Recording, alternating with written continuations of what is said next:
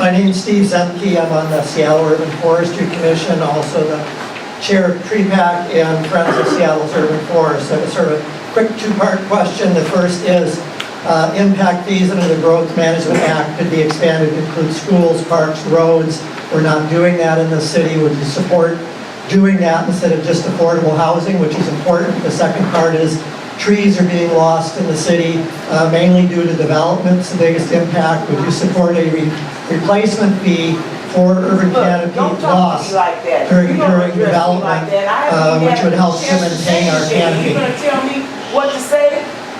That's rude and impolite. Are you racist too? Oh yeah, I am, sure. Then you need to sit down. Well, go ahead, go jump in the lake. Play the race Go card. jump in the lake. I said nothing about Go jump in the lake. So regarding impact fees, yes, I would definitely look at the use of impact fees, especially for parks, schools, sidewalks, bike lanes. I think there's some limited things we can use them for in Seattle that would make excellent sense. And yes, we should be looking at them. 80 cities in the state use them, why don't we? Urban trees, urban tree canopy, urban forests. And my training is in landscape architecture too. I am crazy for parks, crazy for trees, and believe that trees are an important part of our climate strategy. So yes, we need to be doing more to protect our urban tree canopy. We need to increase our goals for how much of our, how to protect our tree canopy. We need stronger measures in place to replace trees that need to be lost due to development and also prevent trees being lost due to development. We need to do a much better job taking care of our trees because they are essential to our health and well-being, and they're cool and they're awesome and they create shade and they're beautiful. So yes, trees, good. Great, thank you. Yep. And in Iraq. So I want to acknowledge your anger and your pain. Oh, anger, huh? Rage. Black rage. That's what you call it? I'm sorry. Yeah, It's don't mess rage. with We me should- on that front. I don't want to mess with you. I want to honor and respect you because this is a problem in Seattle. We have not addressed deep racial inequality in our city. We pretend because we're all good liberals it doesn't exist. Because we don't have overt personal malice towards black people, we give ourselves a pass. That's not okay anymore because our systems are deeply unjust. And we need to have a citywide conversation where we all own up to a racist system that we were born into, that maybe we didn't create it, but it exists and white people are benefiting from it at the expense of others. And we need to have that conversation openly and in public with one another and talk about how to support black leaders and people of color leaders in ending these injustices. And in my administration, I commit to having people of color, LGBTQ people, and women in all boards, commissions, leadership positions because we need to be sharing power. We need everyone to have a seat at the table, and we need to be a lot more frank about how the systems of racial injustice work in our city and what we can all do together to be part of solving them. And I went to the Charmina Lyles hearing at the UW, and it was so emotional. It was so upsetting, and it was a call to action. We cannot let her death be in vain. We cannot let her just be a footnote in a long list of tragedies. We've got to do something about it. Thank you, Cary. For the record, what I asked her is what she was going to ask. I didn't tell her. I asked her if she was going to stay on topic. My question is, do you believe in upzoning all single-family zones by adding duplexes, triplexes, townhouses, row houses, courtyard buildings, and stacked apartments as the current plan poses? Or would you keep the definition of single-family zones and upzone the parcels to low-rise? Because that's in essence what the plan is doing, is upzoning all single-family parcels to low-rise.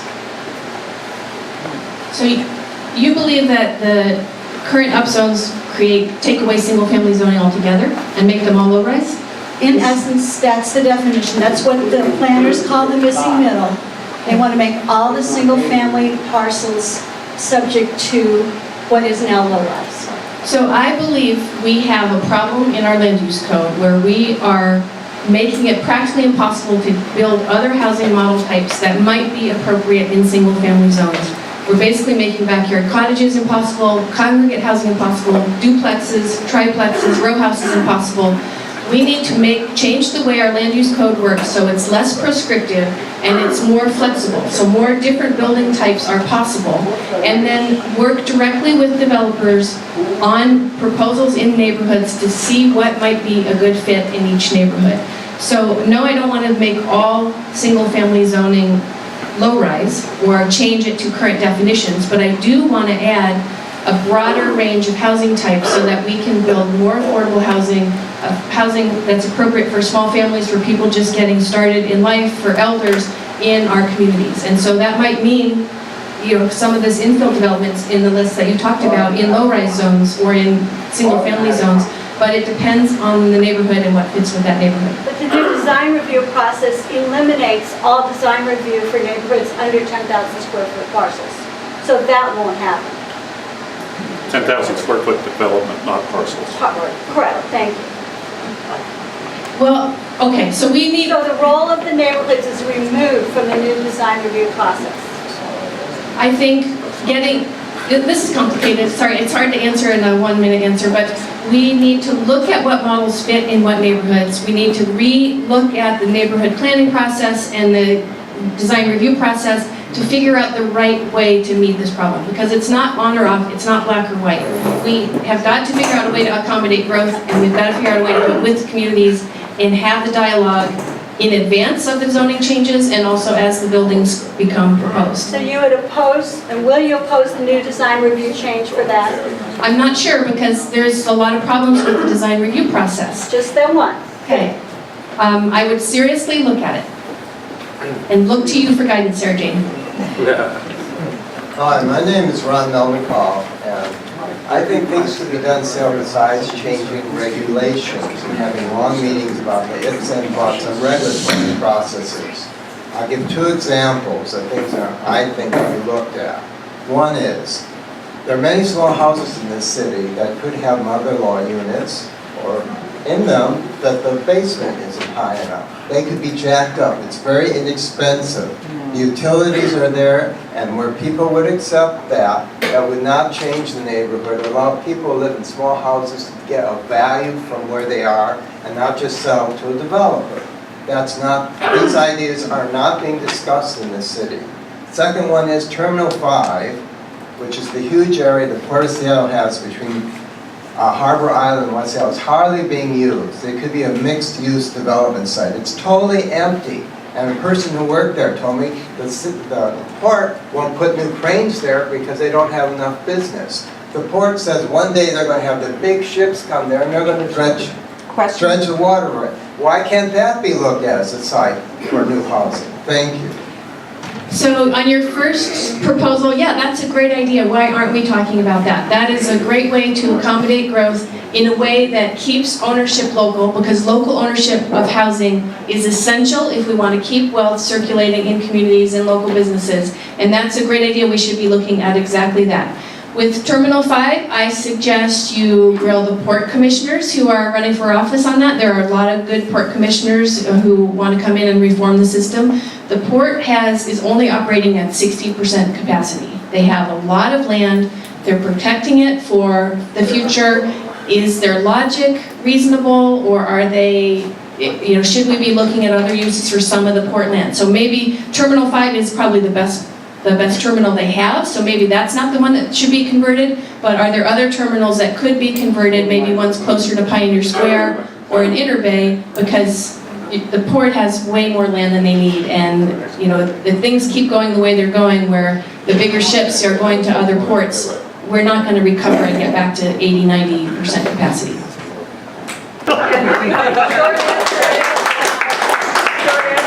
Breakfast meetings in this format, we cannot accommodate everyone in 2 months.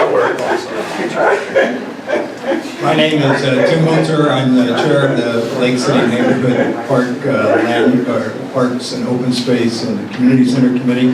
LCNA has sponsored a petition, I'll give you a copy of that, asking that our current Park District commissioners, who also wear hats of the City Council members, to consider addressing a major deficit in the Park District spending plan that does not adequately fund aging park buildings. A good example of this, there was a comprehensive study done for community centers 2 community centers were identified for replacement, costing a significant amount of money. Basically, the consultant said, we cannot recommend any action because there's insufficient funds. So we have proposed a solution, which is to maintain the current assessment level of 27.5 cents. If that is done for the next 3 years, it will generate $26 million, which could be used to establish an ongoing aging building replacement cycle. So my question to you as the new mayor, would you work with the current mayor and the current city council to make things happen now rather than 3.5 years later? So the 27.5 cent funding, that's in the current Metropolitan Parks District Plan, and you're asking about, would I extend it? Yes, for the next 3 years. Okay, so it sounds like a great plan. It sounds like a really sensible proposal, and I would definitely support looking into it and probably endorse it and make it happen. I just need to understand the details a little bit better because, again, you know, as we grow more dense, as we become more of a city that, you know, where people live in apartments, we absolutely have to fund parks and community centers. They are essential. I have always lived in multifamily with my kids, and we have used the Seattle Park system as much as anybody. We go to Seattle Center, we go to the Sculpture Park, we go to Freeway Park, we go to Pratt Park. Living downtown, we don't have great parks where we are, but we get on the bus and we go to parks. And having community centers and public facilities are essential as we grow. My name is Cindy Barker. I'm with the Neighborhood Planning and Land Use Committee of the CNC. So you said you wanted to look at how those new people want to live and, you know, create housing for them. But I'm pretty sure those people don't think in the continuum. And we know the millennials are not thinking about themselves as senior citizens. So that is one of the problems with many administrations. They react to the immediate thing in front of them. So the millennials want apartments. We've increased our apartment stock to a 51% renter city. But what about those who want to transition later to having families and having access to open space for them to play? And then the seniors and our vulnerable populations, because you splinter off as you go down line. So how will your administration not make the mistakes of previous ones, which is reacting to the short view, and how will your administration look to the long term? Great question. Yes, I think data analysis is essential. Watching sort of who's moving here, how long they stay, the folks who are coming here for our tech jobs, are they staying here or are they just here for a couple years and then they go back to San Francisco? We need to understand the kind of the long-term trajectory of those folks and get ahead of the growth and understand where people are headed. But that said, I wonder, you know, if young people are not changing because they don't have the financial wherewithal to buy a house in this market, is apartment living becoming more and more attractive for folks? Like I said, I raised my family in multifamily because I like being in a multifamily building. I like being around other folks. And I think millennials might be making that choice. More families might be being raised in apartments, but still that means we have to provide them bigger apartments. We have to provide more 2- and 3-bedroom apartments if families are going to stay in multifamily. But absolutely, yes, we need to get ahead of the data and look at where the growth is going to be in 10 years, in 20 years, in 30 years, what the needs will be, and make sure we are building the housing to match where people are headed, not where they are right now. So that's a really great point. Thanks. This is the last question, and then you get a closing 3 minutes. So. Hi, my name is Pamela Stearns. I'm with the King County Native American Leadership Council and also a member of the FAIR organization, Fair Accessible Renting for Everyone.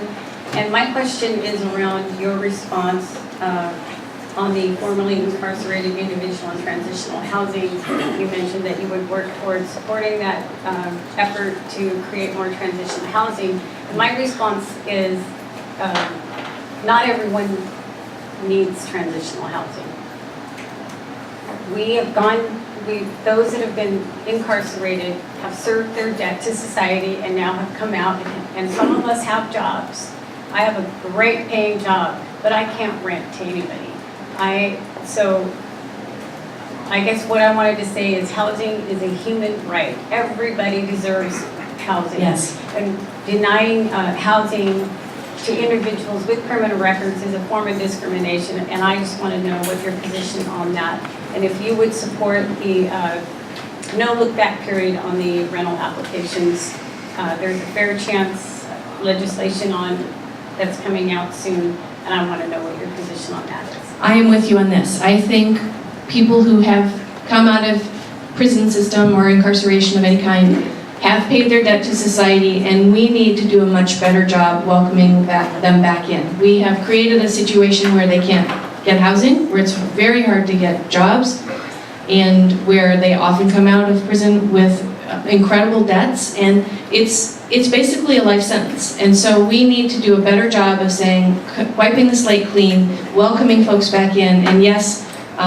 making the housing more accessible to folks who come out of the incarceration system is absolutely essential, and I would look at all the tools we can to make that more fair for folks. Okay, I'd like to interrupt the questioners for just a minute.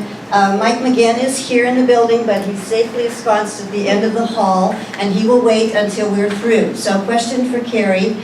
We have two questioners who are both saying they'll be brief with their questions, and they might interrupt some of your closing statement. Is that okay? All right. So both of these next questioners will be brief, but we'll let them all get their answers and questions. Thank you. My name is Ruby Holland, and my question is, if you were mayor, what would you do to limit displacement in the central district? It's expected to be high with this bad, ugly holla invasion.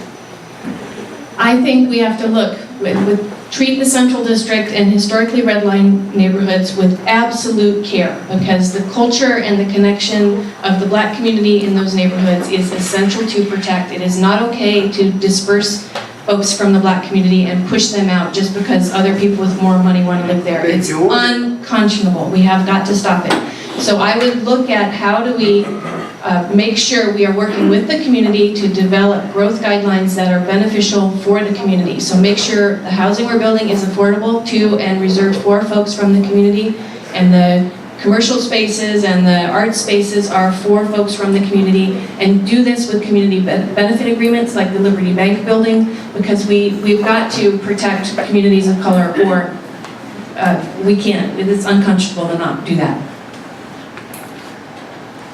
Hi, Cary. David Preston. I'm a writer for Safe Seattle on Facebook, and I'm managing a couple campaigns myself, and I'm a candidate for City Council Position 9, so I know how much work this involves, and I want to thank you for participating. You're welcome. My question is, you've talked a lot in generalities, like all the other candidates. You've told us all the things that you're going to do. What I'm more interested in finding out is whether you can deliver on what you're talking about. So I would like you to just take a moment and tell us, give us an example of some time that you were part of a process involved with the city where you went up against the city, where you spoke truth to power, and you organized people to get something good for them, for their neighborhood. Thank you. So I will use the example of the waterfront. When I was on the design commission in early 2000, after the earthquake, the highway department said to our city, we're going to be building a bigger highway on your downtown waterfront. Which ones do you like, the 8-lane version or the 10-lane version? And I was the one who led the charge to say, no, this is publicly owned land. This is 22 acres of city land at the heart of our city, on our waterfront. We, the city, own it. We need to be determining what to do with this land. So I built a coalition of about 8 organizations and thousands of individuals to fight for reclaiming that land as civic space, and to invest, instead of in a bigger highway that bypasses our downtown, invest in a streets and transit proposal, which basically makes all the streets improvements that we needed, and doubled and tripled transit service, because I said this is the future. We all know that we're growing. We need a lot more transit to get around, and we need to make it more convenient and reliable and easy for folks to get where they're going without a car if we're going to be growing at this pace. And we almost won. As you know, there was a big fight and lasted years. We almost won the streets and transit proposal to invest in transit instead of a new highway, but we did win the waterfront. So we are building 22 acres of civic space. We're connecting downtown Seattle to the water, 100% public, 0 land sold off for private developments, 100% public, devoted to civic use, welcoming to all, free, and focused on building community and building a healthy society right there at the water's edge in the heart of our city. So this is an example of where I went up against city government and state government and built a big coalition towards a positive vision. and we got really close with the transportation and we won with the public space. So I'll wrap that into my closing statement. I think Seattle is desperate for, is hungry for a different kind of leadership. We've had politicians who like to fight, who like to set up these polarized battles and have it be a death match to see who could win. I don't think that's what our city needs. Our city needs leadership towards a constructive, shared vision. We need to be a city committed to being affordable, welcoming, inclusive, diverse, committed to shared prosperity. We need an action plan. We need concrete solutions to get there, and we need to invite everybody to be part of that process. As an urban planner and as a civic leader, that's what I do. I want to bring people together towards a common shared vision and talk about how we can all work together to achieve that vision. I am not a politician. I'm a planner and devoted to this city and making this city the best it can be. I'm not using this as a stepping stone for some other political career. I'm devoted to this place and to our quality of life and to building a city that we can all be proud of and hand off to our kids and the next generation. So thank you so much for all your civic involvement, all your expertise, all the time you spend working on communities, because that's an essential part of who we are in Seattle. Is we are a high involvement, high participation, let's roll up our sleeves and do this together kind of a place. And so I am just super respectful and deeply grateful for all the work you do in community organizations. And I commit to being part of working with you and part of a constructive vision where we're all pulling together in the same direction. And I would really love your endorsement. Thank you so much.